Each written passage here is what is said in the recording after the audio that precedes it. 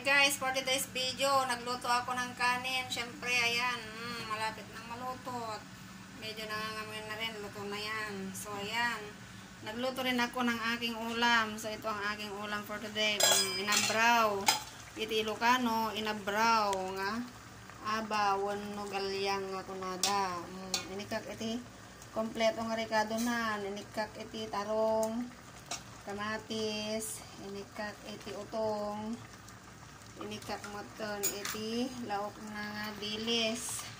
May sabukal lang nga tarong, tangkone kaya iti tarong nga kasta nga dadap sa bali nga tarong. Babatik nga tarong, so adamot ton, bagoong nan. Adamot ton, paminta na watit, inikak basit ti asin nakan, inikak iti naganan bitchin nan. Inikak basit ti diguna, or-urayak langan nga maluto, tagbanda mamangan nakon. Asin mo pa iti hangan na pandangan dita, hangan-hangan. May kayon, taramanan nyo, dahito inabraw ko nga galyang, wano aba. Kita nyo met, batit langan nga minuton, maluton, batay ito mga nun. Takubak basit, ano na imas. Kung nakaluto na dyan, aba, dito medyo nakalnat nga aba. Ano, titiin na poy, o, diba? Adot may bulon na nga makanan. Thank you so much for watching.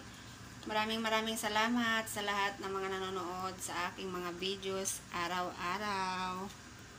God bless sa ating lahat. Shout out pala sa aking mga viewers palagi na nandyan sa Pilipinas at saka yung mga nasa ibang bansa, kung sino man kayo na nanonood sa mga video ko. Thank you very much sa inyong lahat.